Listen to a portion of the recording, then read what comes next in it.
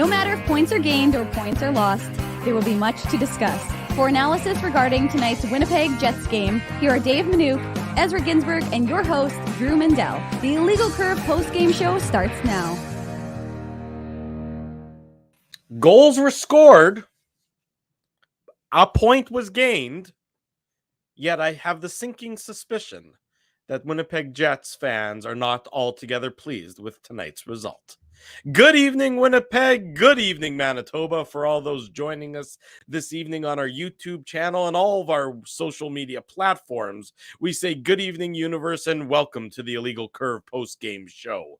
With Dave Minuk, with Ezra Ginsburg, I'm your host, Drew Mandel, here to discuss the Winnipeg Jets 6-5 defeat at the hands of the Los Angeles Kings, a game that the Winnipeg Jets led by 2 goals on 3 separate occasions, yet couldn't somehow find a way to bring 2 points home to bed when they needed it so very badly. Gentlemen, good evening to you both on this Tuesday evening. A team that couldn't score a goal finally broke out on that front, but then a team that usually was pretty stingy, at least in terms of the goals against, gave up a whole bunch of them and ultimately dropped that 6-5 decision. How are you guys on this Tuesday night? I think we're doing well. I can't speak for Dave, but I'm at Dave's house and we were doing well. So let's go with we're doing well. Yeah, Drew, five even strength goals. And we talked about it on the Saturday show, right? Like you didn't have an even strength goal somehow in the last 3 games. Like it's really hard to believe that's the case. Right. So you're happy with that. But you talked about it. You just mentioned it, right? Like you gave up, 3 2-goal leads. And obviously, I mean, the shootout is a coin flip. We're not going to spend any time on the post-game show talking about, the shootout because it's just, like I said, I mean, it could go either way. It's a skills competition. I hate it. I think a lot of people hate it. Maybe some people like it, but, they needed a clean 2 points here. And, and it was there for the taking.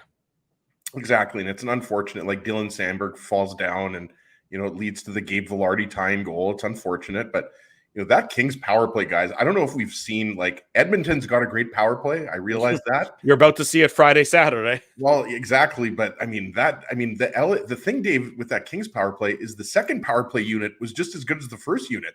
And I was saying to Dave here while we were watching the game in the third period, like, it's just great to see, like, obviously at the expense of the Jets, but, Andre Kopitar, everybody knows he's going to be a first ballot Hall of Famer. Just still crazy that he's player. It's unbelievable, Drew, that at this age, right? Like he's still, putting up these incredible numbers. And, that Kings team, I mean, they've got to be better defensively, and goaltending is obviously the huge question mark. Phoenix Copley obviously is not the answer. I think he's done an admirable job. And it's crazy. If you look at his record, I think he's only got 4 losses on the season. And obviously a lot of that has to do with the team in front of him. But Drew Doughty and Andre Kopitar were up to their old tricks. And I mean, you look at Josh Morrissey. I mean, what more can you say about him this year? He's obviously, in the Norris Trophy consideration, but, he had an incredible start to this game, popping in a couple goals. You love to see Kevin Stenlund. I mean, he gets the monkey off of his back, right? He pops in a couple goals.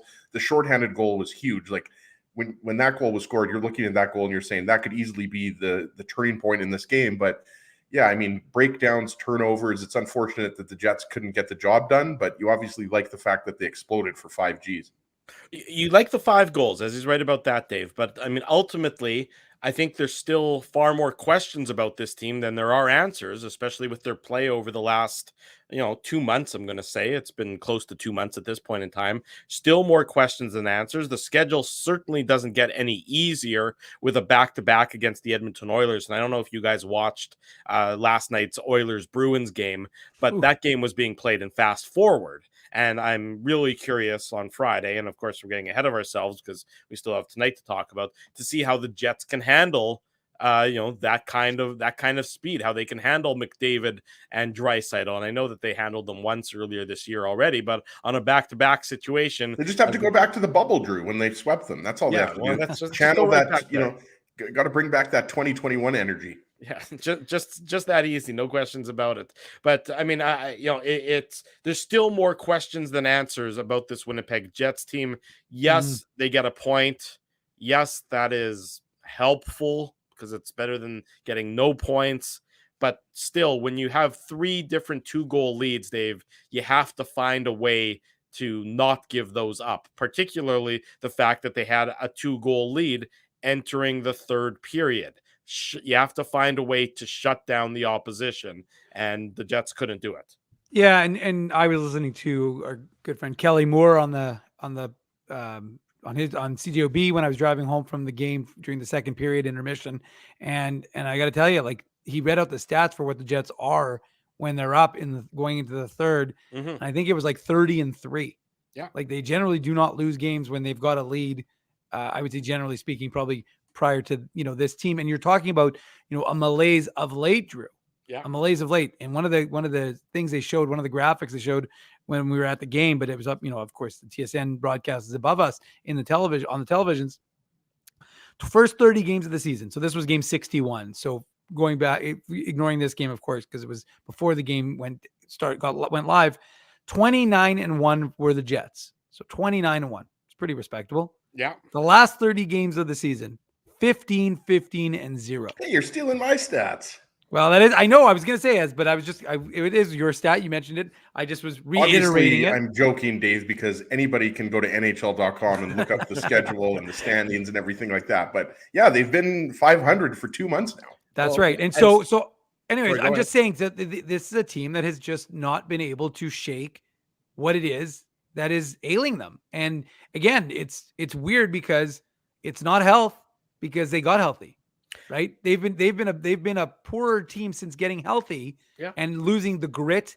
And I know people say, well, grit, blah, blah, blah. Well, the heart, the way those guys played, sorry, but like guys, like I understand that the leash is always going to be a shorter for a Mikey Estimont or a Jansen Harkins or insert name here. There's the guy who will not be denied on shorthanded opportunities, Kevin Stanley. But the fact of the matter is the Jets were winning. And again, it's strength of schedule, and there's a variety of factors. You can't just say, well, they had guys who grinded and showed more heart. That was solely the reason. The schedule was a lot different in the early part of the season for Winnipeg than it was later. But again, they were having more success with lesser talent in the lineup than they currently are right now with a completely healthy group. Sans, the 2020 first rounder, and Cole Perfetti. So it doesn't make a lot of sense, because they should be, again, like as he said, how many games have we watched now? The Jets haven't scored a 5-on-5 goal until tonight.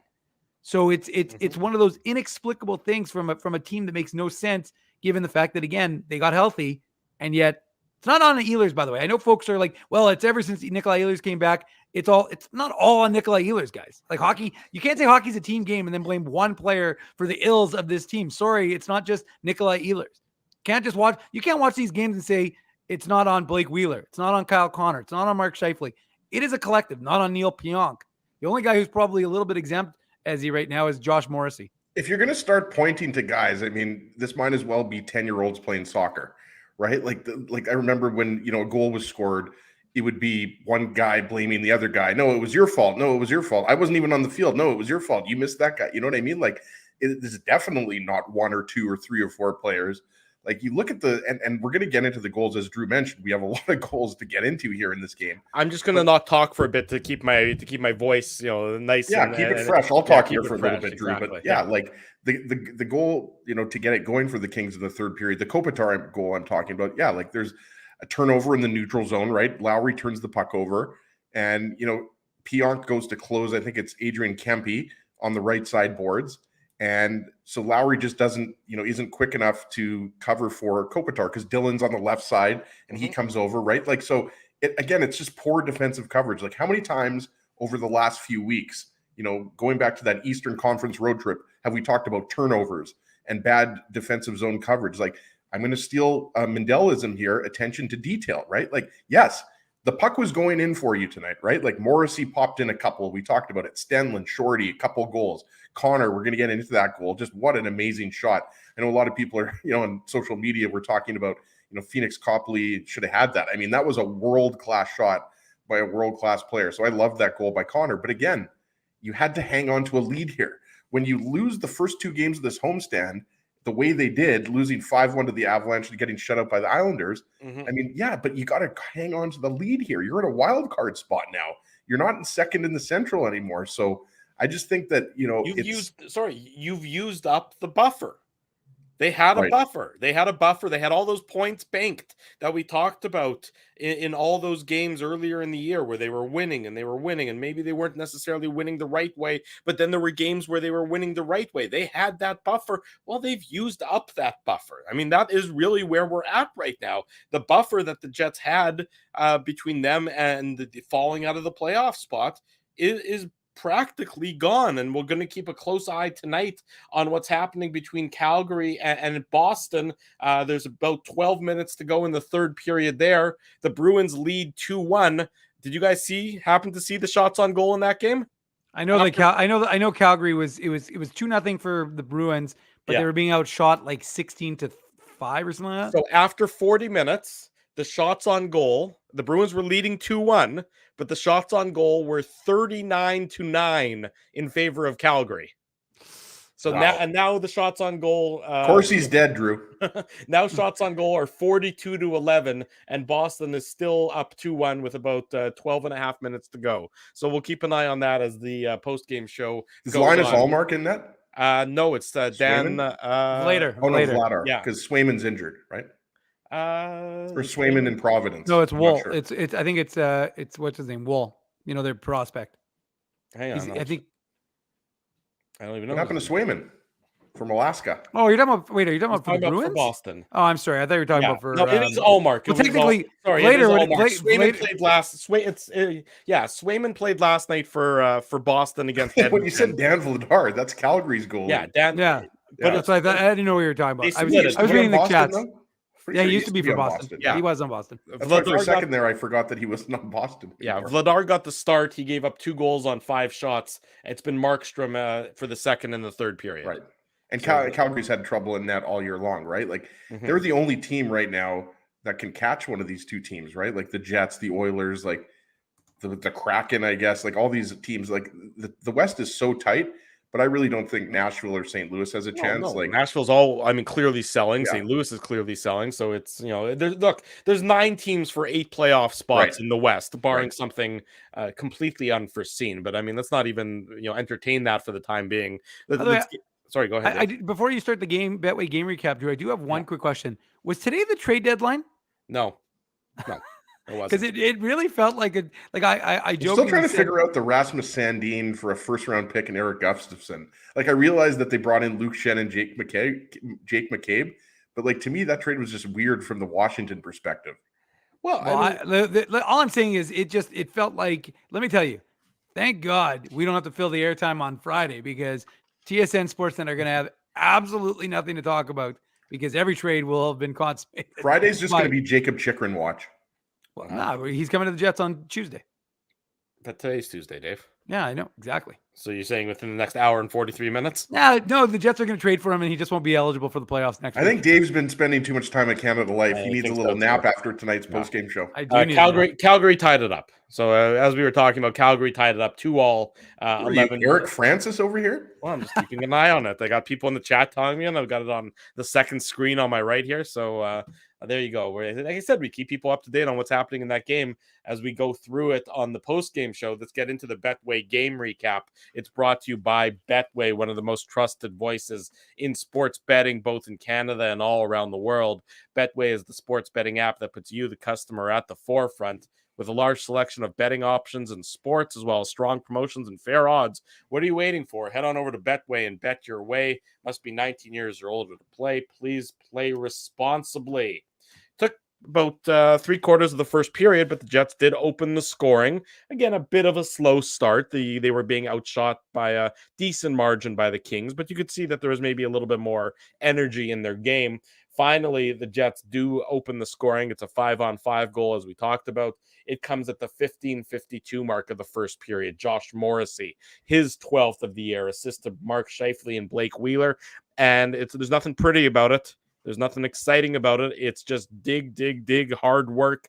Scheifele is sort of pounding away, trying to get the puck out from underneath of Phoenix Copley. He does, and then Josh Morrissey comes up and cleans up the garbage, giving the Jets the 1-0 lead. I was a little surprised. I mean, you've seen a whistle quicker, in circumstances. I'm not saying there should have been a whistle because there shouldn't have been, but it was. I'll give the refs credit on this one for not blowing that whistle too soon, because very often we would see an early whistle there before the puck was completely frozen. Yeah, I agree with that. And what you like on this goal is that Mark Scheifele and Blake Wheeler are creating some havoc in front of the net, right? Like Wheeler was doing some good work behind the net, getting the puck back to Morrissey. Then Scheifele gets it back to Morrissey because the initial shot by Morrissey, I believe, was partially tipped by Wheeler. And then you're absolutely right. I think I saw like greasy goal at least half a dozen times on my timeline. Scotty Billick, Mike McIntyre calling it a greasy goal, just like Drew just did. And it was, right? But that's like what you like to see, right? Like Morrissey, how many times have we see him do the walk the line, kind of half spinorama, create some room for himself, and then just put the puck on net? And I like the fact that he goes in there and, gets his own rebound. So you're absolutely right, Drew. This wasn't pretty, but that's the type of goal that the Jets need with the way they've been playing over the last few weeks. Yeah, exactly right. It didn't need to be pretty. It wasn't going to be pretty. They needed to just put bodies towards the net and get rewarded. And they did here on this goal, Dave. Yeah. And I just wanted to jump in and say, and look, and folks inside the building weren't happy because of course you don't have, like, they had one shot in the first period against the New York Islanders in maybe not a must win game, but let's see how the team responds game on Sunday. And they had two shots for 13 minutes of this first period. So, and LA had outshot them 9-2.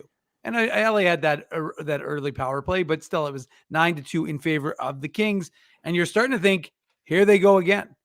And of course, worth mentioning, Pierre-Luc Dubois didn't play in today's game. Mm-hmm. He's dealing with a nagging lower body injury. Mason Appleton also didn't play in today's game. He's dealing with an upper body injury. He was highly doubtful for the game. Pierre-Luc Dubois was a game time decision. So the Jets, of course, went with 11-7. They went with 11-7 because they didn't have a choice. They didn't have the option to recall anyone because they're at the 23-man roster limit.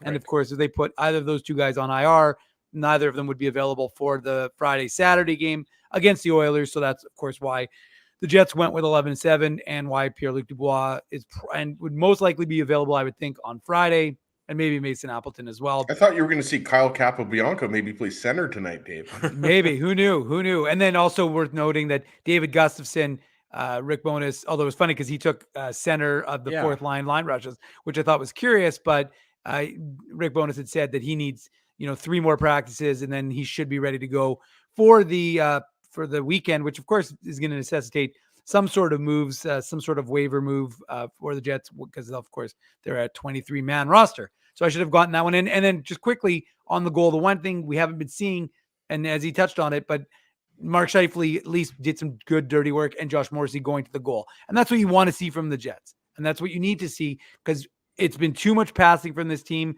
even, a little bit on that 2-on-0 with Scheifele and Kyle Connor, which could have had, a big impact in that game. But look, it's one of those things that you've been wanting to see from the Jets, and at least they got it done in that first goal. It's certainly right. 3-2 Calgary now leading Boston in case people. Yeah, I put it up on the thing, Drew. I know you did. Of course he's alive again. Yeah, of course he's back alive. Of course he's dead. Of course he's alive. The Jets take their first 2-goal lead of the game, and this comes a minute and 43 seconds later. Josh Morrissey, his 13th assist to Dylan DeMello. And this is just, he's got nothing but time and space. I mean, the Kings end up with 5 guys on the right side of the ice, and the puck is with Josh Morrissey on the left, and he moves in from the blue line, and he moves even beyond the top of the circle, and he just unleashes a howitzer. And there's no traffic in front of Phoenix Copley on this goal, but there doesn't need to be traffic because it's a well-placed shot, and it's an absolute just an absolute piss missile if you want to use a football term, and the Jets have a 2-0 lead, and that's how it was at the end of 40 minutes, Dave. At the end of 20 minutes, Dave. Yeah, I can jump in here. I think Dave was doing Dave's something, tweeting. I think he's tweeting. I was getting ready to tweet, but I'm done. I'm done my tweeting now. And look, Josh Morrissey took the team on his back, and that's just the way it was. I mean, you could see it because he's a guy who gets a sense of the crowd and of the moment and of the crowd and the necessity to do something. And it was a nice pass by DeMello, who got it over to Morrissey, and Morrissey wired it. I mean, that was a rocket. It was an absolute rocket. And it was big, right? I mean, a lot of milestones for Josh Morrissey. I mean, I detailed it, and I know a lot of these guys don't like to focus on personal accolades, especially when they lose. But, I mean, look, he hit 60 points for the first time in his career. His second goal, which is the one we're talking about now, that gave him 13 goals in 61 games. His previous high was 12. And he also later on hit his 50th assist of the season. So, I mean, as he said, when we were talking about it, watching the third period, I mean, the guy's been the best player for this Jets club this whole season. And that was a big moment for the Jets. It was a big moment. It was a big release valve for the crowd. You could sense it, right? Like there was a lot of positive energy with, Adam Lowry playing his 600th career game for the Jets. And then the Nino Niederreiter, entry to being welcomed into the building. And so there was a lot of excitement, but then again, the Kings kind of started things off and the Jets were slow. Now suddenly Josh Morrissey hits that release valve and you could sense the crowd was excited. They were amped up because of that. Yeah, the Jets had got the 2-0 lead that they wanted, the 2-0 lead that they needed, and they're feeling good about themselves after 20 minutes, probably feeling good about themselves for the first time since that Rangers game, but even then they probably weren't feeling that great about themselves. That was more Hellebuck feeling good about himself. So it's been a while since the Jets had a 2-0 lead after 20 minutes or felt this good about themselves. Unfortunately, the LA Kings power play, which we talked about earlier in the preamble to the post-game show, it strikes early in the second period. With Neil Pionk in the box for holding. It takes all of 6 seconds for Andrei Kopitar to get his 21st goal of the year, assist to Kevin Fiala and Drew Doughty. And that's just a good-looking power play, it's a fast-moving power play. It's crisp. It's got a lot of motion. It doesn't have a lot of standing still. And on this one, the seam pass had so much room that it wasn't even a seam. I think it was more of a cavern that they were able to pass it through. And Kopitar makes no mistake, wheeling and shooting from the side of the side of Connor Hellebuck. Yeah, you're 100% right about the way it's almost like a perfect power play. And I mentioned this at the beginning of the show, like the second power play unit. So you mentioned, the goal Kopitar from Doughty and Fiala, and then you've got Gabe Vilardi and Adrian Kempe on there. But on the second power play unit, Deneau, Iafallo, Arvidsson, Dursey. Dursey's a guy that I've liked for a few years, and Arthur Kaliev, who I think was a 2019, the Heinola year, right, Dave, if I'm not mistaken? 2018 or 2019, he's a real good player for them. This Kings team, like, if they could get some better goaltending, I think they could become dangerous in the playoffs. I mean, they're already a dangerous team. They could easily finish first in the division. They could also finish in a wild card spot because all the teams are so close together. But you're absolutely right. Like when you watch that power play, like they have a purpose, right? Like it seems like they're always thinking like, let's score a goal. Like they move it fast. They have some guys with really good shots. Obviously, Drew Doughty is, looking like the old Drew Doughty when he won the Norris Trophy. But what I love about, this particular goal is it's just old school Doughty and Kopitar, right? And Kopitar has been good in the faceoff circle forever. But I mean, it's just, back to Doughty and, Doughty over to Fiala, and then Kopitar is just a little bit too wide open. It's just a one-timer. And like you said, it's 5 seconds after they drop the puck on the faceoff. Yeah, it does not take long, which is a sign of a good power play, a well-executed power play. Brixton, say hi to the people in the chat. By the way, Ezzy, just so you know, you are right. It was 2019. Yeah, he was. Okay. Yeah, Kaliev. Yeah. Kalyev's a good player. Yeah, he's a good. Yeah. I mean, you talked about the Kings and the need for goaltending and everything else because they've been the team that's linked to Jacob Chychrun a lot as well. And there was always talk about maybe a Chychrun and Vejmelka package. To make it even bigger. Can you add, you're gonna have to give up something significant if you want those guys. Well, I'm sure you are. Brendan Lemieux. I don't think Brendan Lemieux is going to be the. What about Eunice Corpusalo too? That could make sense. Well, I mean, he was held out of the Blue Jackets game tonight. I mean, it's just Jonathan Quick has had a Hall of Fame type of career, but he's just not. He's not the guy anymore. Yeah, and I'm not sure. Is Cal Peterson injured still? I'm not sure. He's in the minors. He's in the minors. He's been so bad this year. $5 million, 3 more years at $5 million in the minors. Yeah, he's awful. Anyways, Chychrun and Vejmelka makes a lot of sense though, Drew. Well, they were talking about it. Now, do the Kings want to pay the price to get them both? But if you get them both, you're getting a pretty good tandem right there. And, time will tell. Obviously, Friday is a mere few days away, but the trades are happening every hour on the hour. With Dave though, how many trades are there left? Like Toronto made at least 4 trades today, and I'm not sure they're appreciably better than they were before. Well, Cap Friendly said, Ryan O'Reilly though. I know Ryan O'Reilly, but aside from that, but the Cap Friendly basically said, I think that this is the most It is, like yeah. in advance of the actual In- deadline in They said- modern history, at least.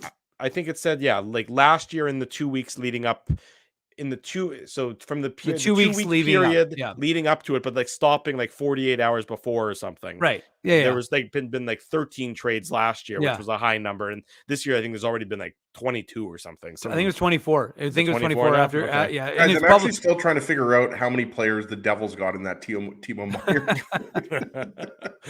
Meyer. 2-1 for the LA Kings. Sorry, Drew, I just wanted to say one thing. And it was a constant theme for almost every Kings goal. Yeah. It was loss of a Face-off. face-off in the defensive zone.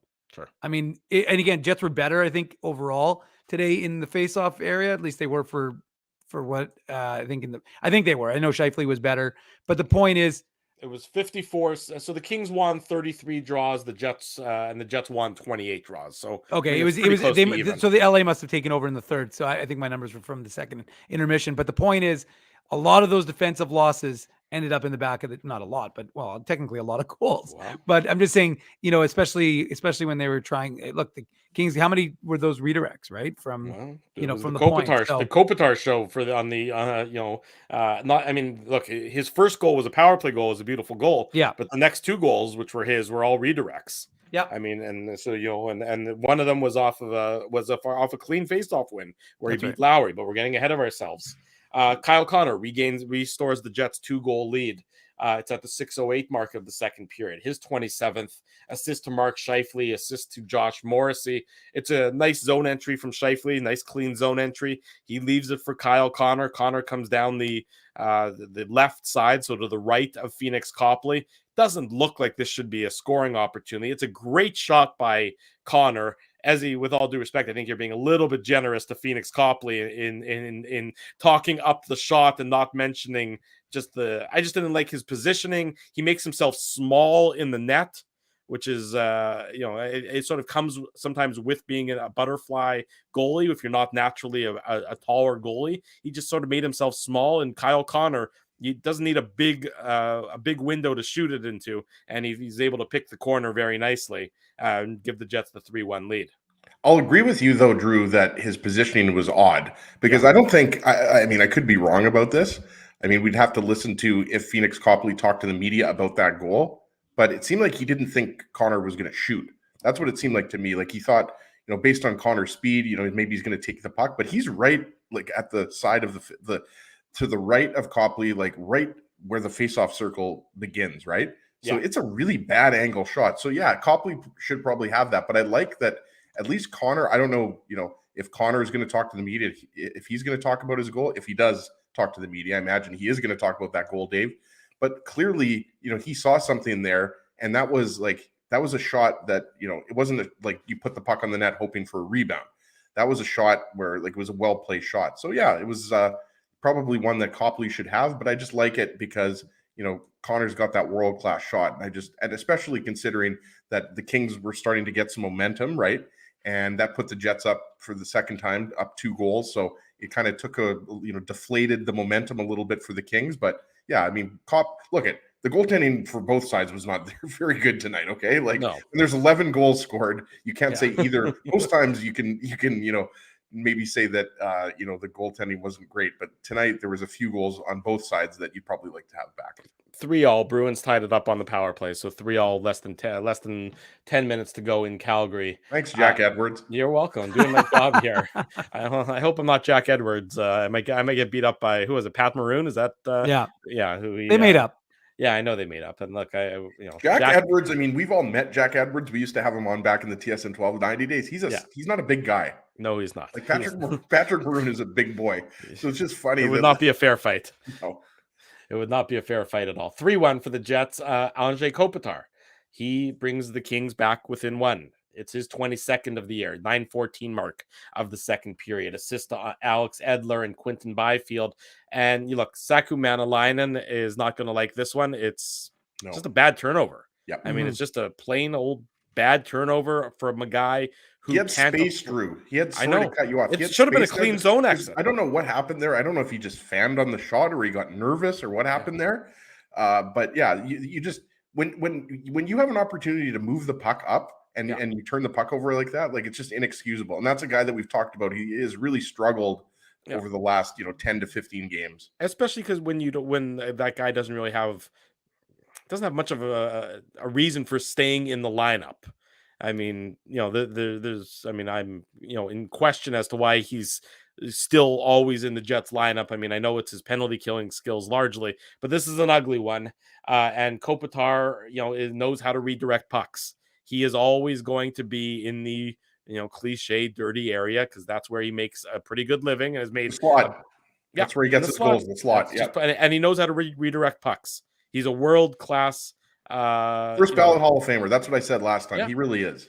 Yeah, and he knows how to tip pucks like nobody else, and he can get his stick loose and into the areas, and his teammates know where he's going to be. And this is just an example of that to make it 3-2. Just a very nice tip. No chance for Connor Hellebuck. It's completely a redirection, but the Jets are, just when they think that they're maybe going to pull away here, they let LA come right back into the game by a sort of a self-inflicted error. And this is what that was, a Saku Manalainen with the self-inflicted error, and the Jets unable to bail their teammate out on this one. And then it only takes a minute and 29 seconds later until the Kings tie it up. And who else is it? But it's Andrei Kopitar. That's the hat trick for him. And this is all him. He wins the clean face-off, Dave. It's back to Doughty. Adam Lowry just loses him. I mean, Lowry just loses Andrei Kopitar, and these are the matchups that Lowry is getting paid for. Winning these matchups is what he's getting paid for, because we know not his 33. It's not his 33 games without a goal. No, it's certainly not. It's not his offense. There's nothing else there. And Lowry redeemed himself and made a really nice play to Stanley on the shorthanded goal. But you're right, Drew. Like, that's what I wanted to highlight on this goal. Like, Kopitar was feeling it tonight. Yeah. But like you said, off of a face-off, goes to the net. Like, you just can't let Kopitar go like that. I don't know how, and Lowry knows that.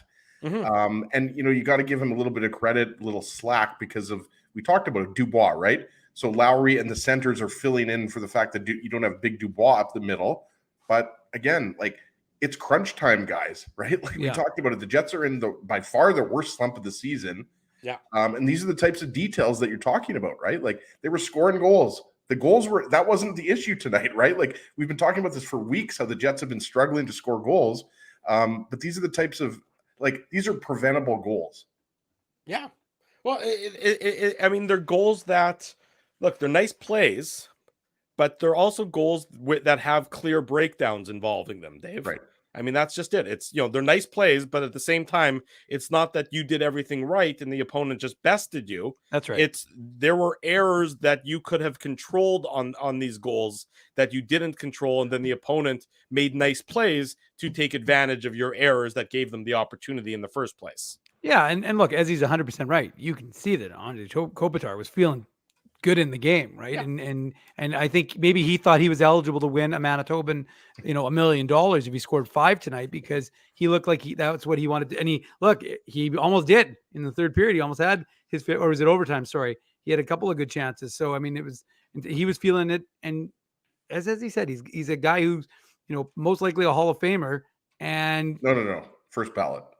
There you go. Well, I meant most likely a first ballot Hall of Famer. That is a hill I'm willing to die on. No, I don't. Well, it's not hard. It's not a hard one, considering how good he's been throughout the course of the years and what he's led his team to, all those championships. So I think that it's just a clear reality that, I mean, how many times did the Jets leave him alone throughout the course of this game, and then just not tie him up? Well, and I've got the replay up, Dave, and I'm watching it, and it's like Drew said, this is a set play. Kopitar wins the faceoff, back to Doughty, goes to the net, and it only takes a second, like a split second, for Lowry just to react slowly. So it's easy for us to sit here and criticize that, but really, when you're talking about a Kings team who's at the end of a road trip, and they need these points, right? Like we talked about it, both of these divisions are completely wide open, and Drew's right. Like, I mean, there only are 9 teams fighting for 8 playoff spots. The Predators and Blues are done. And obviously there's a bunch of bottom feeders as well that are in the Connor Bedard sweepstakes, right? There's a reason we haven't been doing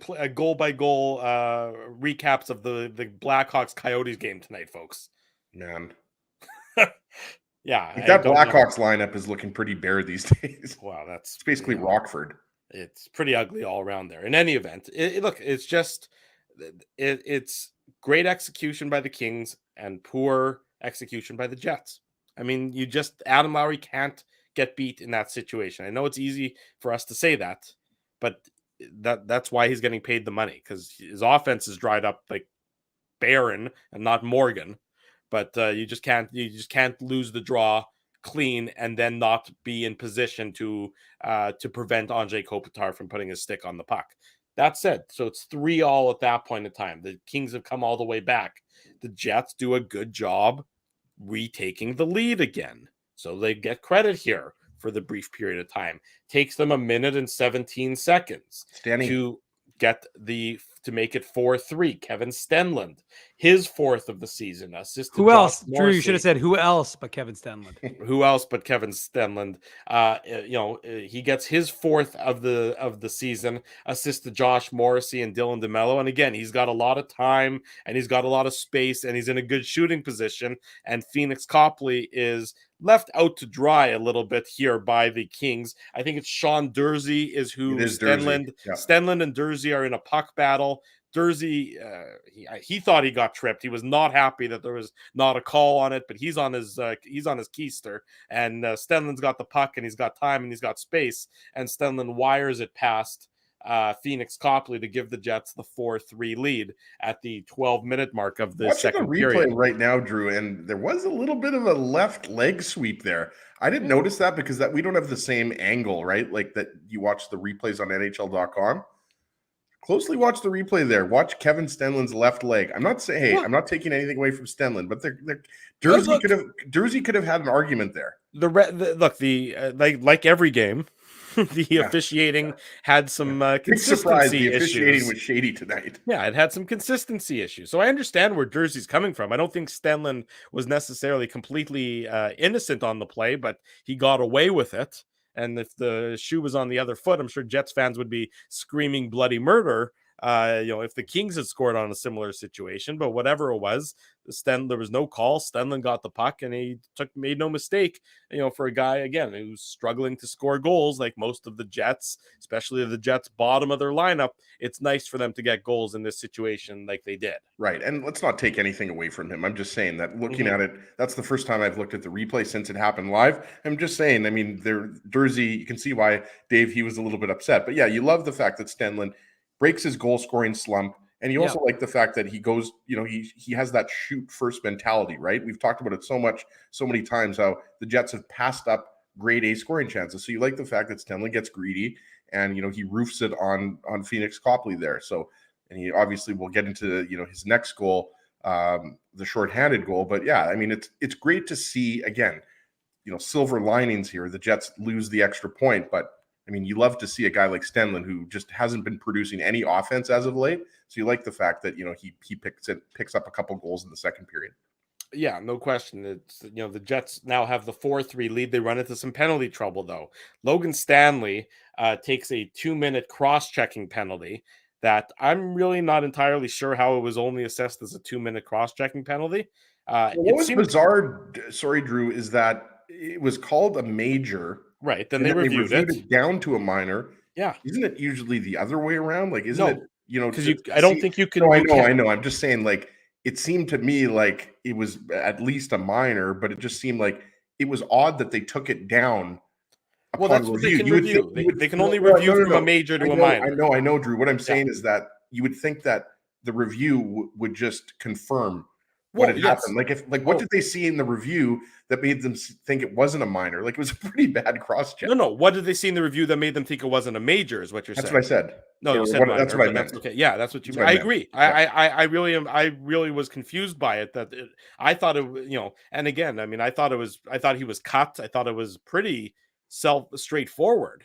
So I really don't know, Ezzy. It's a very good question. I'm sure that the officials, when they meet with the pool reporter, will give a full breakdown of that. Yeah, that's not happening. And it was really, it was really unusual watching it live in the building, because originally I just thought, did the ref not see it and call Logan Stanley for a penalty for being too large?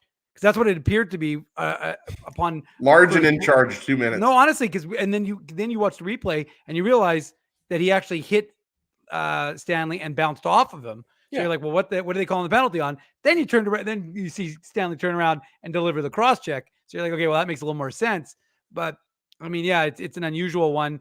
But hey, that's what Kevin Stenlund wanted. He wanted to hear a little ABBA. He wanted to hear a little gimme, gimme, gimme. Well, but that wasn't even Thank it. you, Sweden. I mean, again, the Kevin Stenlund shorthanded goal doesn't come on this one. It's Stanley in the box, and then Brendan Dillon takes a penalty. So the Jets kill off the 5-on-3. It was a short 5-on-3, about 17 seconds of a 5-on-3. But nonetheless, the Jets kill it off, which is hugely important. And then they kill off the remainder of the Brendan Dillon penalty. But then things get even feistier. Nino Niederreiter, playing his first game as a member of the Winnipeg Jets, was right in it, and he was sort of noticeable all game long, which is what the Jets certainly brought him in for, and the Jets need him to be. Is shooting in tight, using that size. Shooting, physical, puck, board battles, that's what he does. He's not much of a playmaker, but that's okay. The Jets have a lot of playmakers on their roster. He takes he gets a 2-minute roughing penalty and a 2-minute illegal check to the head penalty, and then while the Jets are shorthanded, it's Adam Lowry who sets up Kevin Stenlund for the goal to make it 4. Well, hang on. What did this make it? This made it 5-3 for the Jets 5-3 at the 18:26 mark. Fortunately for the Kings that they come back and they win this game, because Kevin Fiala is not going to like this. It's a turnover just sort of off of his stick, that just a bad turnover that leads to the rush, and then Fiala compounds the error by not hustling back and not really picking up anybody. He doesn't take, he sort of half-heartedly takes Lowry, but he leaves Stenlund all alone. And by the time he tries to get after Stenlund, it's too late. And Lowry hits Stenlund with a perfect feed, and Stenlund makes no mistake. And it's 5-3 at this point. This is at the 18:26 mark of the second period, and you think 5-3. The Jets have got their third 2-goal lead of the game. This one seems like it's a shorthanded one. It seems like it should sort of be a bit of a backbreaker. Yeah, no, you described the goal well there, and it's, what's weird about it is that Fiala's probably got the best hands on the entire team, right? Like, he is. I was telling Dave as we were watching this, like, I still don't know why Minnesota traded him. Like, I realize, there's salary cap issues and everything like that. Like, every team seems to have. Minnesota traded him for Victor Rask. Yes, and that was not a good trade, was it? No, that was not a good trade. No, but Fiala's, I think, leading the Kings in scoring or second in scoring, right? Oh, you were talking about why the Wild traded Kevin Fiala. Sure, you're talking about I was talking about Niederreiter back in the day. Exactly. Yeah. Yes. Okay. No, but you're right, and so it's weird that it was just a bad turnover. I don't know if he was just had his head up and he wasn't looking, or if the puck was rolling, or whatever it was. But you're right. Then he kind of trails behind Lowry. And doesn't really have an impact defensively. He just doesn't pick anybody up, because Doughty obviously already has Lowry. And then Stenlund, this was one goal where, look, it's a beautiful pass by Lowry and a nice one-timer by Stenlund. But, especially after Copley, the goals that he was letting in, I mean, that was one where, he had to come up with a big save there. And as we talked about before, that should have been the backbreaker, because you take that 2-goal lead into the third period and you're thinking okay, just shut it down for 20 minutes, and the Jets weren't able to do it. So that's why, it looked like the Kings were going to tie it up on that power play. And so that you thought was going to, swing the momentum in the Jets' favor permanently, but we know what happened in the third. So again, great to see, Lowry and Stenlund, guys that haven't been, Lowry didn't score tonight, so he's still looking for a goal, but you know what we're talking about, especially, he let Kopitar go on the previous goal and, sets up Stenlund nicely, but it's just unfortunate that the Jets weren't able to hang on to the lead. They were not. And Andrei Kopitar, I mean, again, so second period ends, the Jets have a 2-goal lead. What you wanted to start the third period is basically nothing to happen. You want nothing. You want to either score a goal or nothing to happen. Instead, it's the exact opposite. Andrei Kopitar is 4th of the game. After he got his 4th, I would have bet anything he was going to get 5. He didn't, but I would have bet anything that he would have. Andrei Kopitar, his 24th of the season, is 4th of the game. Assist to Carl Grundstrom and Sean Dursey at the 126 mark. It's a bit of a knuckle puck, a bit of a roller, but he gets all of it. What you don't probably love is Neil Pionk's decision to pinch here. He pinches at the defensive blue line, and he just sort of puts himself into a position where one pass from Grundstrom tees up Kopitar, and the defender. So I guess Brendan Dillon isn't able to come over in time to prevent Kopitar from getting the puck. The centerman, again, Lowry on this line isn't getting back in time. The Jets are just sort of too aggressive all around at this point of the game in this situation, and the Kings take advantage, and they make it 5-4 at this point, a minute 26 into the third period, Dave. Yeah, and you're sitting there and you're thinking to yourself, well, I've seen this show before. Yeah. And despite the fact that the Jets, like I said, to start the show, I think the stat was like 30-3 when they're leading heading into the third period. That's maybe a different Jets team. That's not this current Jets team, which is a little more fragile and a little less confident right now. And so, yeah, Drew, you're right. It's not a goal you like to see, and again, I don't want to say there's a casualness, but it seems that like there's a bit of a casualness. These guys are just, or a lack of crispness, to their game. And Neil Pionk, we've been saying this for a long time now, just doesn't look like Neil Pionk anymore. Mm-hmm. And he just, and whether, it's funny, like, how quick the younger guys, and coaches never admit this, but look, like how soon have we seen how many times have we seen Dylan Sandberg make an error and somehow Dylan Sandberg is now out and Logan Stanley's in? Well, like there's been enough games where Neil Pionk could, okay, maybe you got to give him a night off in the press box and throw one of the other guys in, because right now Neil Pionk is costing your team games. And like, mm-hmm. I'm not putting it all on Neil Pionk, but his play of late, and I don't mean 1 or 2 games, has not been sufficient for a guy who wants seasons. Well, for sure, but especially this season, not like this season especially. I mean, are you a top 4 defenseman? Not the way you're playing. And so, and they're using him as if he's a top 4. So the Jets need to make some sort of adjustment, because you're giving him the opportunity. He's not taking advantage of the opportunity. Maybe he reduces ice time, whatever it is. But the point is, you got to do something, because he's costing you these goals. And again, that's at least 2 that I can think of tonight, which are, in part, maybe 3 actually. But anyways, the point is, it wasn't a great game for Neil Pionk. It was not. 5-4 for the Jets at this point in time. The Kings complete the comeback for the third time tonight. Gabe Vilardi, his 19th of the season, assist to Blake Lizotte and Alex Iafallo.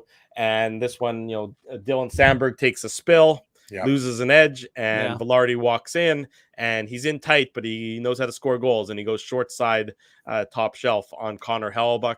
Probably one you would rather have Hellebuyck save. You never want to get beat short side in this situation, especially, but it's a bad break for Sandberg. He just toe picks or whatever, and he just catches an edge at a really inopportune time. But the Kings make no mistake. The Kings, had the Jets put it away, because the Jets had power play opportunity. Plus a 2-on-0. They had a 2-on-0. Yeah, that which led to a power play opportunity. Shifley and Connor, right, Dave? Yeah. They had 2, and it was sort of an awkward 2-on-0. 4-3, by the way. Boston beats Calgary. You're loving doing that. What a year for Boston! It almost reminds you guys of like the 2018-19 Lightning. Yeah, right, when they had, what did they have, 125 points or something? Yeah, when they lost to Columbus. It kind of reminds you, like they just find ways to win games. Like Drew talked about it at the top of the show. Like they were getting badly outshot. 57-19. Yeah, 57-19, and they still won. Yeah, it's incredible. Was it a back-to-back for them? It was a back-to-back. Oh, it was a bit. Yeah, they played in Edmonton last night. Right. Absolutely. How does anybody not think they're the Stanley Cup favorite right now? I don't know. Like they're just like, especially with getting Orlov and Hathaway, and they might get another player too. Honestly, you know who my Stanley Cup favorite is? Anybody? No, a bit of a digression, but if Carolina, no, I find no. Colorado. Yeah, if Colorado makes one move, they need to make one move of somewhat significance. They got Jack Johnson. They need to make one move of somewhat significance, and then if they do that, they might cakewalk through the West. Meanwhile, the East is going to be absolutely beating the shit out of each other. Well, Gabe Landeskog is essentially a trade deadline acquisition, right? And one more, but they need another forward. They need another forward. They need another center. Yep. And they need somebody to sort of fill that slot. Still not as deep as they were last year with Kadri and Burakovsky. Fill the Kadri slot. Yep. Yeah, exactly. If they do that, then they're my Stanley Cup favorite. Sorry, that was a bit of a digression there. 5-0, and the Jets had their opportunities to not even get to this point in time. If they score on the 2-on-0, if they score on the subsequent power play, if they score on the earlier power play, the Adrian Kempe cross-checking penalty, you score at any of these, the opportunity knocked and they weren't able to take advantage. Not only that, their power play looked pretty awful. Yeah, again, for sure. Story of recent times. It looks stagnant. It looks stagnant. It looks stagnant again. I mean, it just does. I mean, look, Dubois. Well, they just watched. They just. Sorry, Drew. I was going to say they just watched the Kings put on a master class on the power play. Yeah. So I mean, they know even what when they the have to Kings do. didn't. Even when the Kings didn't score on the power play, it was dangerous. Right. You sort of felt your Jets fans had that lump in their throat waiting for the Kings to score on a lot of different good looks, and the Jets. I mean, their power play just doesn't have any sort of rhythm to it. And that's, again, missed opportunity game. And Phoenix Copley was bad tonight, but I'll give him credit because he made a number of big saves in the third period. Yeah. There was a save off of Mark Scheifele, I think, where Scheifele turned around and had a pretty good shot. I think Lowry the puck squeaked into and then he turned around and fired it on him, and he was good in overtime too. He was good in overtime. He made the saves in overtime, and that save on Kyle Connor in the shootout was fantastic because Connor. I thought he was beat. If he puts that an inch higher, that's a goal. Of course, but he still made the save. Yeah. So I'll give Copley credit there. In the third period, when the Kings couldn't afford to give up a goal, he didn't give up a goal. The Kings battled back. The overtime settles nothing.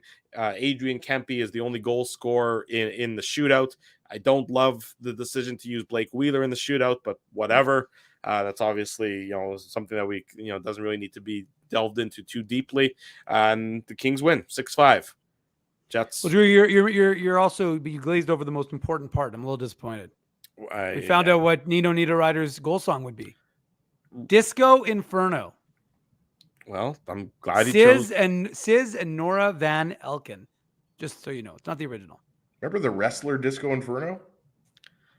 I don't know, but people wanted to know what his goal song would be. So there you go. Shouldn't they at least wait until he scored a goal to announce their goal song? I would have thought that would have been the better course of action. Is anybody sitting there on pins and needles waiting to find out what these guys' goal songs are? The same thing, Drew. Yeah, people were asking. People wanted to know. Maybe it's because the Jets haven't been scoring a lot of even strength goals. That's why people were excited to find out the goal song. But love to hear ABBA twice. Tico Napoli is excited about it, as is Kenny's water bottle. So they're happy. They're happy. And about Maul. After it's all said and done tonight, the Jets maintain their 5-point lead over the Calgary Flames. The Jets and the Oilers each have 72 points. The Flames trailing both of those teams with 67 points. Everyone has played 61 games. Home and home, Friday, Saturday, between the Jets and the Oilers looms large for a Winnipeg Jets team that is still struggling to get on track. Let's head to break. When we come back, we'll do some contests. We'll read some quotes from the post-game from the Jets locker room. Much more to come. The game recap took a whopping 53 and a half minutes almost. We say thank you to our friends at Betway for their sponsorship of the game recap. And I neglected to mention my apologies that Josh Morrissey's second goal of the game, where he walked in from the point and absolutely blew the shot past Phoenix Copley. That is our Seagram's shot of the game, courtesy of our friends at Seagram's. Fireball tastes like heaven, burns like hell, available at all your fine liquor retailers. Connor should have been the shot of the game, Drew. Yeah, it could have been Connor too. I guess it depended on if you're more into the ferocity or if you're more into the accuracy. And today I'm more into the ferocity and the speed. JMO's shot was pretty good too, though. They were both pretty good shots. How about that? We can say that the Connor shot is the Seagram's 83 shot of the game, Manitoba's favorite Canadian whiskey, available at all your favorite liquor retailers.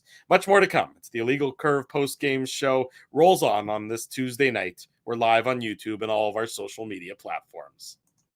Jerry Seinfeld, Chris Rock, Jon Stewart, Dennis Miller, Brad Garrett, the biggest acts and all the up-and-comers. They've all made their mark at Rumors Comedy Club, North America's longest-running independent comedy club. Rumors has kept Winnipeg laughing for over 25 years. When was the last time you laughed out loud? Make it a great night out with friends or book your office or birthday party, even a fundraising event at Rumors. Get all the details and dates on upcoming shows at rumorscomedyclub.com. He winds up. Oh! Whoa! Looks like Ezzy took that one right in the choppers. A blistering fast puck hurts like HE double hockey sticks. That's why I let the pros at Linden Market Dental Center turn my yow into wow. Get your brilliant smile back with state-of-the-art restorative and cosmetic dentistry from real pros. And remember, always wear a mouth guard. Now that's solid on ice advice. Learn more at lindenmarketdentalcenter.com. Creating smiles for life. Whoa, Ezzy, everything okay? You look stressed. Of course I'm stressed. We're moving, the house is upside down, the kids failed miserably at packing the fine china, and my life is in chaos. Chaos! Yes, that does sound like a problem. What am I going to do? Ezzy, relax. Rolly's Transfer Moving and Storage is the answer. With 60 years of experience in moving Manitobans and a track record of exemplary customer service, one call to Rolly's and your stress is gone. No job is too big or too small. Just visit Rollies.com and they will take it from there. Thanks, Dave, and thank you, Rollies Transfer Moving and Storage, online at Rollies.com. Dave, my man, why are you in the car already? It's hours until game time. Drew, it's because I'm stressed out right now, driving around downtown Winnipeg, looking for a parking spot, and I'm not finding one. I've lost Ginsburg. I don't even know where that guy is right now. Dave, haven't I taught you anything? Do what I do. Pre-book your entire month's worth of game day parking with the Grid Park app. It's super easy to use and saves me both time and stress. Well, Drew, I'm not independently wealthy like you are. So I'm sorry that I don't have millions of dollars to pre-book my parking month in advance. What's that going to cost you? $25? How about $5? Come on, $5? No way. $5. I'm not telling you a lie. And our listeners can get a free park with the new special promo code Illegal Curve. Guess what? There's more. Come on, there's more, Drew. You're lying to me. What more could there be? Grid Park now has underground parking, so my car can stay warm during the game. So wait a second. All the driving around I do, looking for parking, minus 40. You're telling me I could be toasty warm in a car after the hockey game? That's exactly what I'm telling you. Underground parking. Just download the Grid Park app. That's GRYD Park and use the code Illegal Curve. All one word. You'll park for free your first time.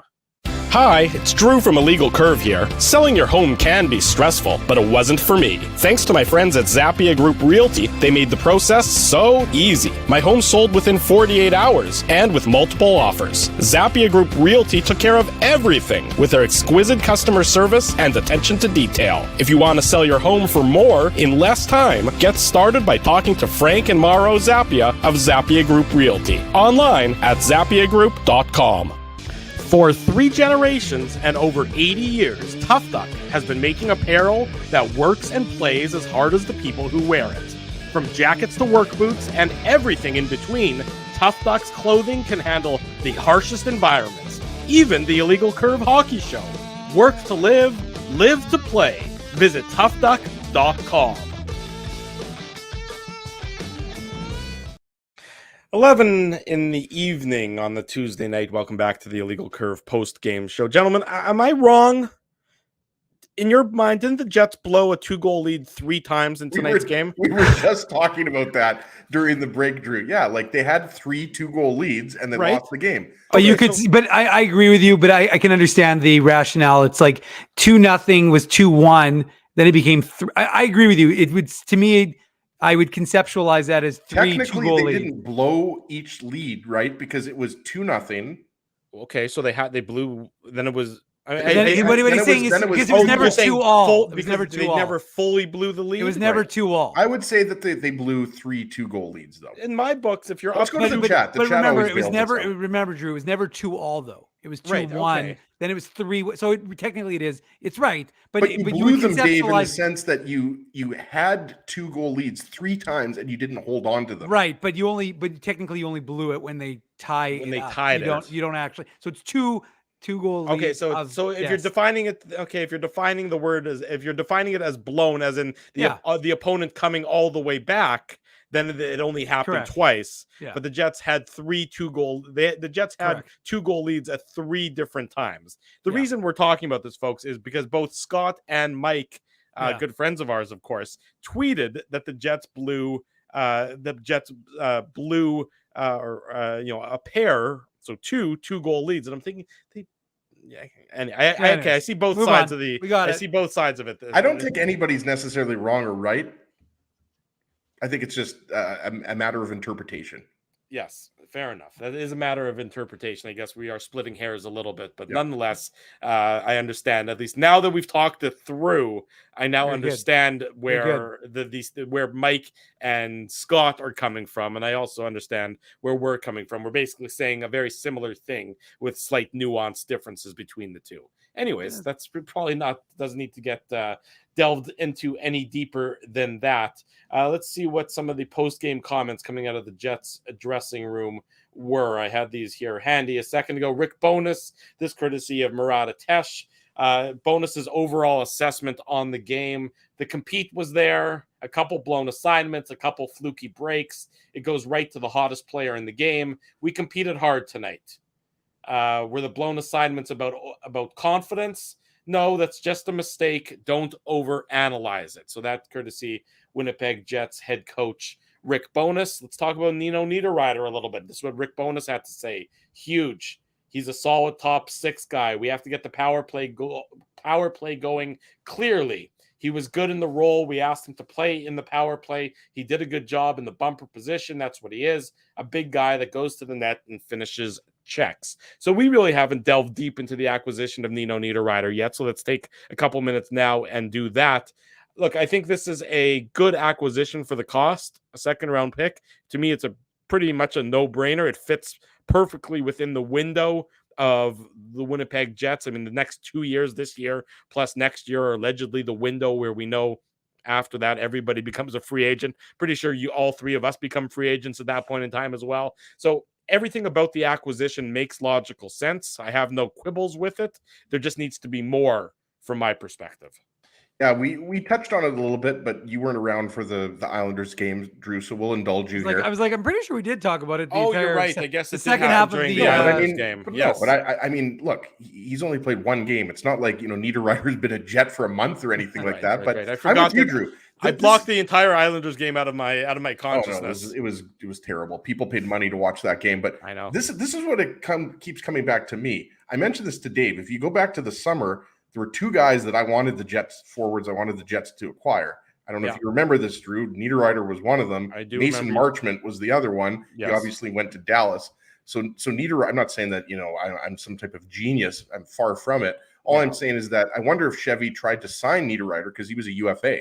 So I wonder if Chevy, made that attempt. Obviously, Weber asked him that yesterday in practice. Weber asked him about it. He kind of punted. He said Winnipeg was on my radar, but he didn't really get into but Kenny did ask him in the media availability as to whether Winnipeg was a consideration for him during free agency. Right. And as you know, Dave, it's not like all of a sudden a player, becomes appealing to a GM, right? Like these guys have certain players that they would like to acquire for sometimes years, right?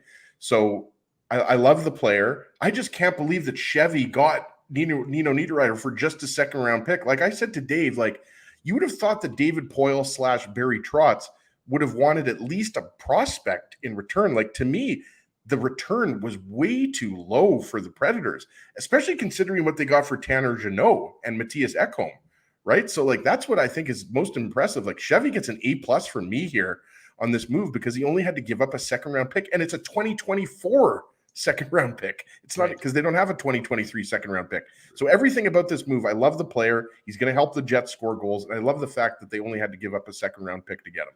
And Drew, just to to go off of what Ezzy just talked about, because I think it's relevant. I don't know if fans heard Elliot Friedman's comments on the Jeff Merrick show, which you can find on a little site called illegalcurve.com. You can also listen to the conversation. We've got some of it transcribed. But one of the things he said, speaking of Niederreiter and Logan Stanley, he said, so Friedman was asked, someone actually was unsolicited, but said there's been some action around Jets defenseman Logan Stanley. He said, someone told me they were actually surprised that he didn't go to Nashville as part of the Niederreiter trade. But I've heard there's been a little talk about Stanley as the Jets look to do some things. And then Merrick added, the Jets could be looking to bring in a defenseman. Well, that's real insightful. And then Friedman added, I think they've been looking around at Jacob Chychrun, no question about it, but I just don't know what the likelihood of it is. So those are basically all the comments. Still go to legalcurve.com. Are Merrick and Friedman doing a podcast like every day now? Every day. Yeah. Well, Merrick does a show every day, and Friedman goes on it every day. And Weber was on it a couple days yesterday when we were at it was actually funny because we were at I was at practice, and then Weber's off in one of the sections by himself, all animated. And I'm like, should we be watching this and then listening to the Jeff Merrick show, getting Weber's tremendous insight? I listened to it after, though. And was it tremendous insight? It was good. It was good stuff. He talked about some possibilities, whether it was Jacob Chikrin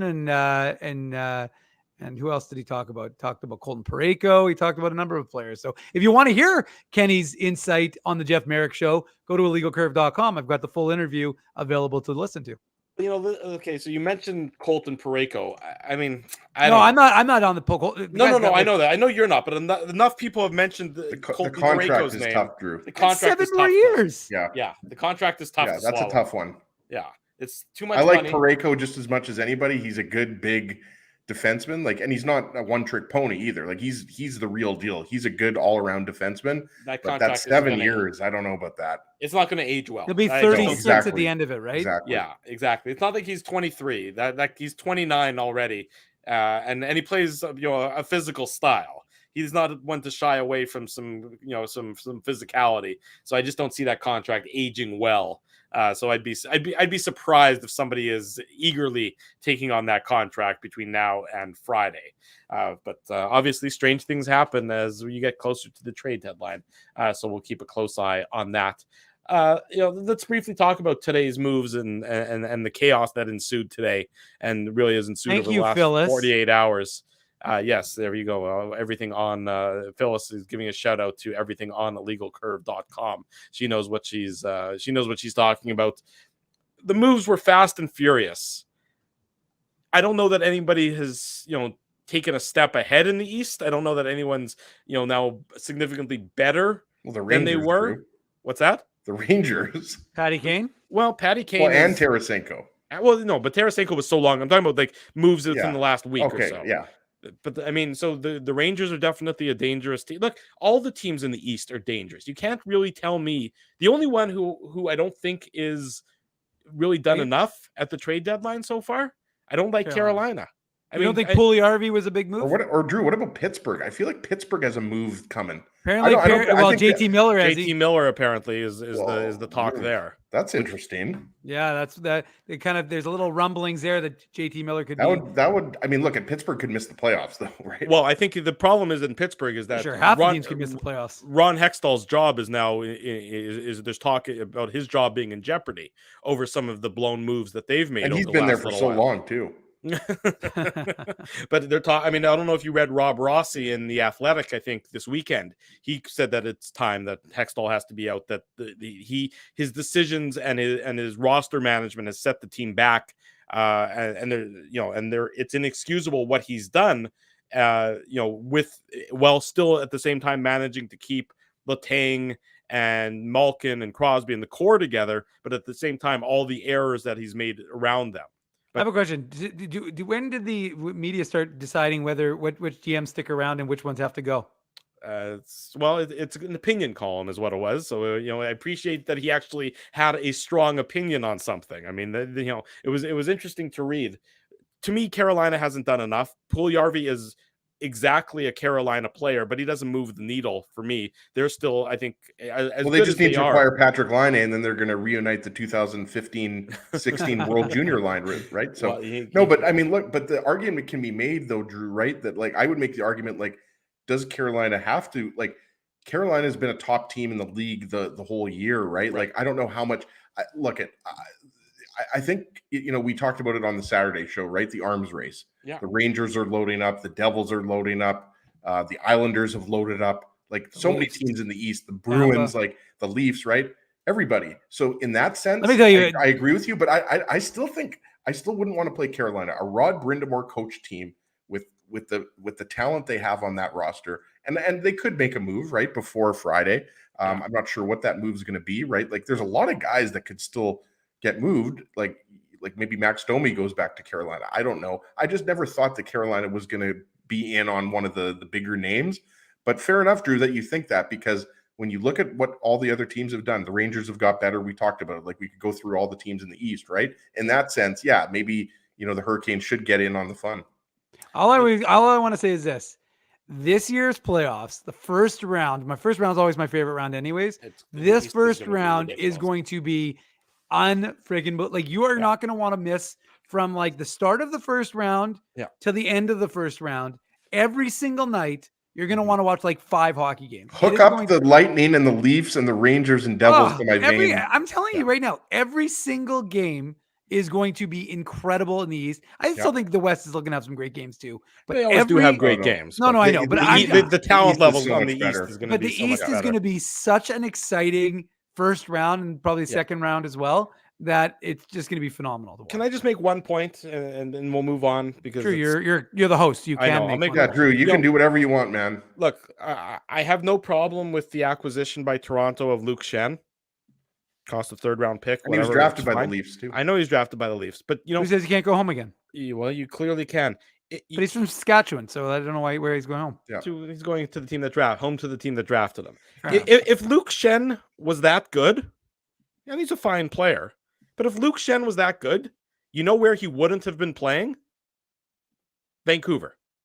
He would have been more sought after in the offseason. I don't know, Drew. I mean, I think Tampa, apparently the rumor was Tampa wanted him back. No, they wanted him back. I don't doubt that they wanted him back because he's a good playoff veteran. He's a good guy to have around in the playoffs, but he's not a difference maker like everyone's making it. But Drew, remember, you don't necessarily need, like, look, first of all, Toronto can't afford a difference maker. They don't have the cap space. And also, that's not what they need. They have Matthews and Tavares and Nylander and Marner. It's defense that they needed. And in that sense, it's also funny that they replaced Jake Muzzin with Jake McCabe. I don't know if anybody else found that funny. Left side defenseman.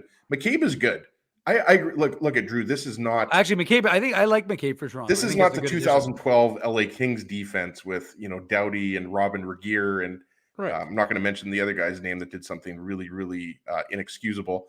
I can't even remember his name, so it's good that you don't. Voyanov. I didn't really want to Slava Voyanov. He was a really good defenseman. He's also an idiot who we should never really give any airtime to, right? But the point is that the Leafs defense, like, I love the Giordano set the shot blocking record.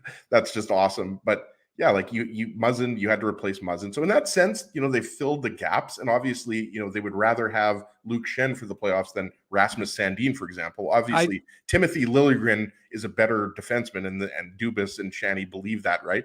But yeah, Drew, I look, the Ryan O'Reilly trade is the big one. And the thing is, the Leafs are look at Noel Acciari, Luke Schenn, Jake McCabe, Dave. You're getting these guys for the specific reason of beating the Lightning in the first round, right? That's so right. I the moves, we could debate, how good the moves were, but yeah, Drew, fair enough. Like, Luke Schenn is a 3rd pairing defenseman. That's what it is. But that's fine. But again, remember, you need those 3rd pairing defensemen. You need the guys who are. Drew, remember, you need depth. That's not worth acquiring them, but they make it out to be. Hello, I'm telling you right now, if the Jets could acquire, guys like that. You're not listening to what I'm saying, Dave. You're not listening to what I'm saying. I'm not saying it's not worth acquiring them, but if they win the Stanley Cup, it's not going to be because of Luke Schenn. Well, how do you know that? Because I know that. Because if he was that important, he wouldn't be on Vancouver to begin with. That's what I'm saying. When you become a GM. Thank you. I will. Contest time. Ezzy, Tough Duck hardest hitting comment. Yeah, let's do Tough Duck hardest hitting comment. Post game shows like the length of the Saturday show, for God's sake. It really is. Okay, I'm actually gonna split this into like a Nino Niederreiter show, a trade deadline show, and a post game show. I like it. Okay, Tough Duck hardest hitting comment. We're gonna give it to Lawrence Grisenda. Hopefully I'm saying that right. You've got it up there. I just thought this was a hilarious comment. Jets top 6 are like a studio of artists, creative and brilliant at times, but create a large mess of paint and supplies on the floor, our D zone most nights. Drew and I can relate to having a lot of markers and crayons and everything like that. So I like that comment about. My kids are like cats now. They're into playing with these massive rolls of like yarn almost. Interesting. It drives me absolutely bananas.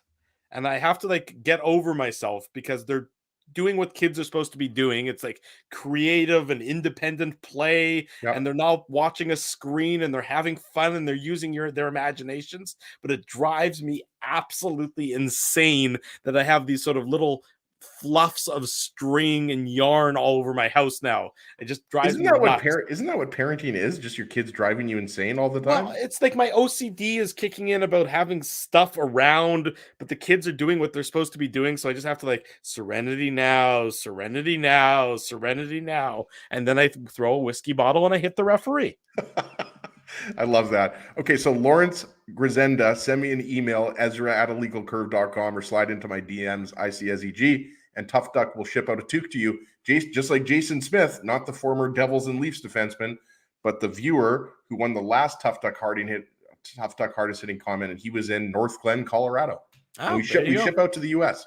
There you go. And by the way, Jason always has great to give Jason a little more kudos.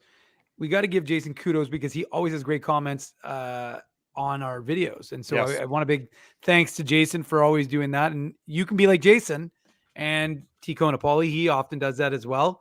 So we always appreciate that. Even after the videos are done, drop a comment, drop a like for sure. Drop it like it's hot, Dave.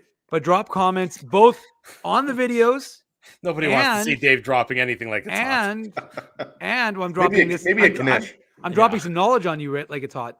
And drop it on the podcast. It only took him an hour and 15 minutes to do that. What's that? Drop some knowledge on us. I've been dropping knowledge on you since the start of this podcast. Okay, then give us some knowledge about who is the Illegal Curve merchandise contest winner for tonight's game, Dave. Well, put their name up because I don't know it off the top of my head. You can look Paul at the same Pritchko. Well, I could have, but I mean, both my hands Paul were needs down. some more vowels in his last name. Paul Scrabble is the winner of tonight's. I'm sure he's heard that his whole life. Yeah, well, I mean, listen, Paul is the winner, so congratulations to Paul. You are the IC merch. Pritchko would be my guess. Pritchko, that's what I said.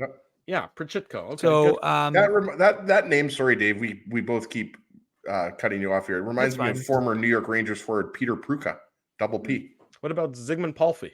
Wasn't he the guy who was traded for Jesse Puljujärvi today? It was like some double. It was a double P guy who's unsigned. Pistola or something like that. Yeah. I think he's a college player, right? Apparently he's okay. No, I think he's finished. Oh, is he finished? Yeah. Okay, well I'm finished now. So, anyways, so we've got congratulations to Paul. So apparently. Oh, here we go. The Kings and the Blue Jackets, this is courtesy of Elliot Friedman, are working on a Korpisalo and Gavrikov deal. Yeah. And one of the pieces that will go to Columbus is Jonathan Quick. Whoa. And a first-round pick will also be involved. So the deal is being worked on. It's not yet confirmed. Wow. But it sounds like it's Korpisalo, Gavrikov. They're the big pieces in that deal. Wow. And Quick will go back to Columbus. And a first-round pick. You wonder if Quick if that's done. Just the salary cap. I wonder if he retires or what happens with that at that point in time. But let me tell you something, boys. This has been the craziest. Wow. Anyway, sorry, we got to finish off this part. The craziest trade deadline. The craziest lead up to the trade deadline. There's going to be no players left to trade by Friday. Chevy will be. TSN has a music video or something they're playing instead. Yeah. They already previewed it. Oh, really? Yeah, it's on Duthie tweeted about it. I like Duthie. Didn't Gino Reda put on the goalie equipment last year? No, there's nothing worse than when they get really self-indulgent. Not that we don't do that here on this show. But what do you think this whole show is? I know, but I mean, I'm not really paying attention to myself. I just like to critique other people, Drew. Okay. So, anyways, let's give out the unique code word because this show's already been 14 hours. Self-indulgent. This show is so far up its own ass all the time. It might as well be our logo. Actually, it's just going to be a picture of Mendel's face.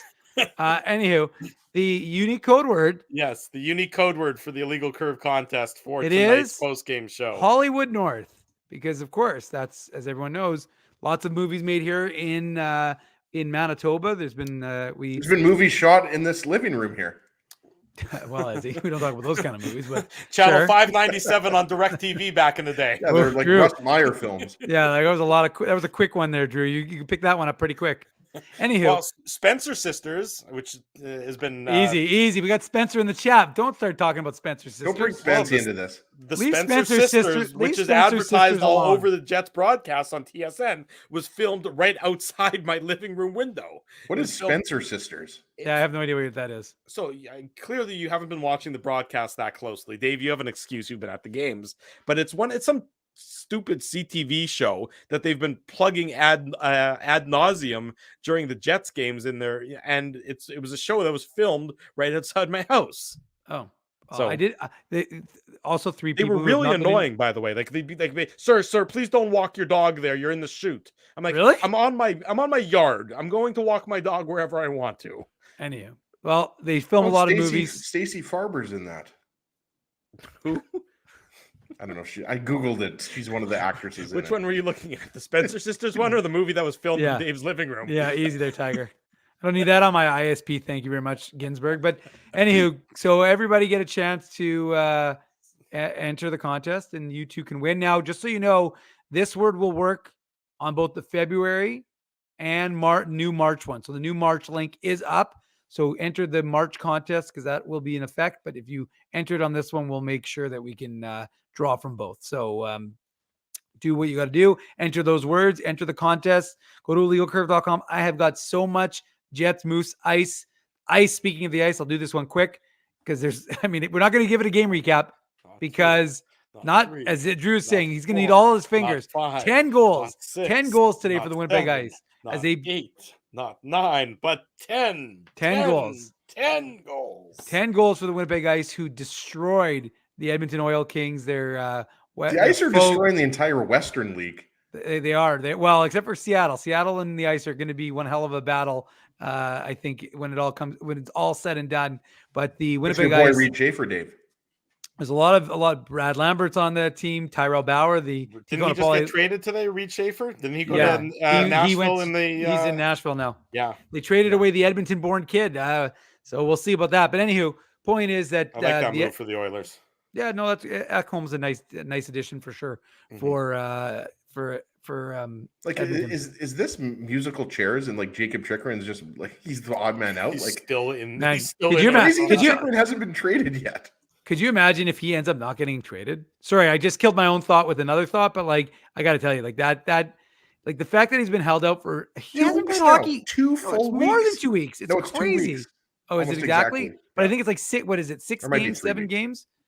Like Oh, it's insane. Anyways, quickly though. So yeah, the Ice win 18-2 in their is the aggregate score in the 2 games in Edmonton. They're off to Medicine Hat, I believe. They're on a 10-game road swing right now. They've won 11 straight games. Their winning percentage is like almost 900. It's like 868.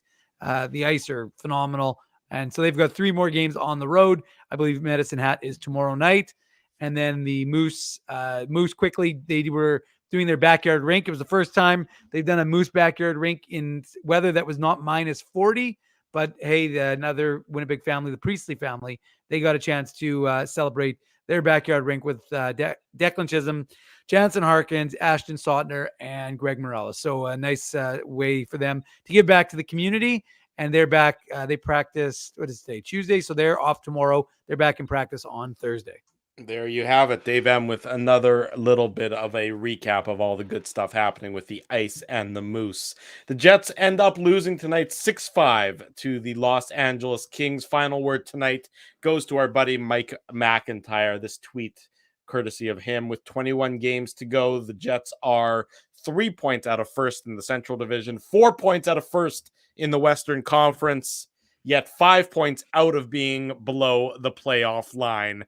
That just emblematic of how close it is in the Western Conference, numbers 1 through 9. Big thank you to all the sponsors of the Illegal Curve post-game show, the Saturday show, and the website. Our friends at Rumors Restaurant and Comedy Club, Linden Market Dental Center, Zappia Group Realty, Betway, Tough Duck, Boston Pizza, Seagram's, Rolly's Transfer, Grid Park, and The Keg. Support these fine businesses because of their continued support of Illegal Curve Hockey. We're for sure back on Friday evening for the post-game show of the Jets and the Oilers. So that'll be at 10:45 p.m.